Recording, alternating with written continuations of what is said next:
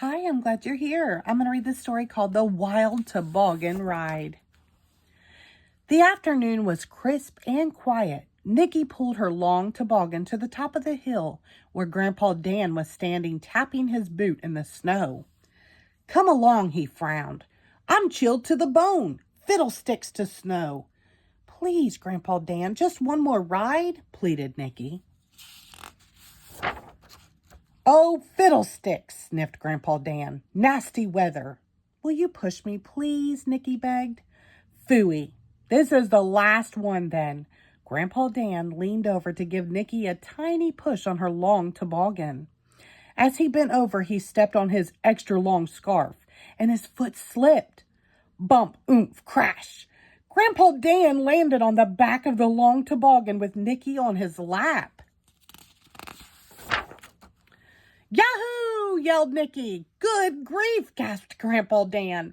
How do you steer this thing? Down the hill they went, gathering speed with Grandpa Dan's extra long scarf flapping in the wind.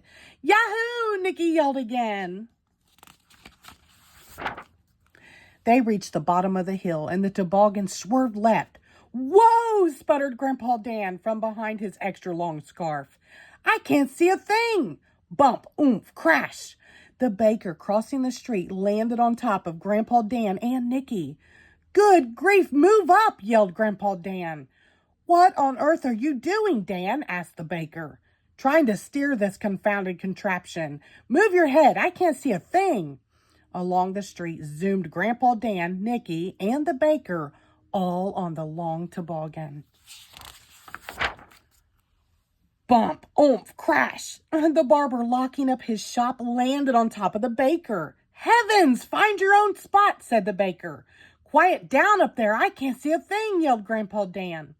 Along the street and into the park went Grandpa Dan, Nikki, the baker, and the barber, all on the long toboggan. Bump, oomph, crash. The police chief, on his way home from work, landed on top of the barber. Get your foot off my head, said the barber. Wowzers, Dan. Do you have a license for this thing? Asked the police chief. Move up, we're getting squished back here, called the baker. Through the park whizzed Grandpa Dan, Nikki, the baker, the barber, and the police chief, all on the long toboggan. Bump, oomph, crash.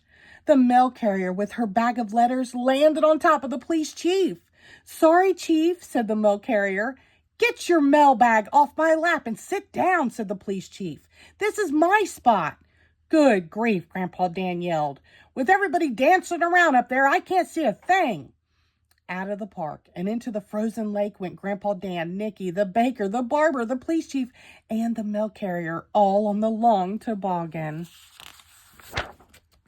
Bump, oomph, crash. A hockey player landed on top of the mail carrier.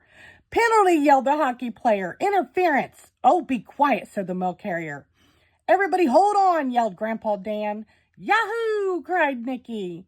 Over the ice and straight toward a snowbank went Grandpa Dan, Nikki, the baker, the barber, the police chief, the mail carrier, and the hockey player, all on the long toboggan.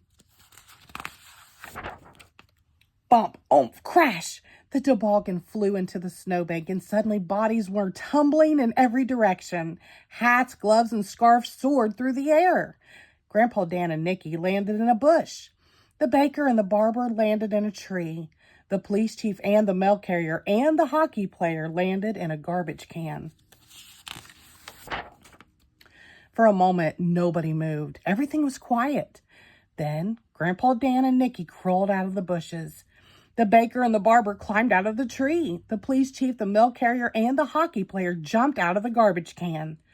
Grandpa Dan grabbed the toboggan and began to run across the ice, his extra long scarf flapping behind him. The baker, the barber, the police chief, the mail carrier, and the hockey player looked at each other. Then they started running too.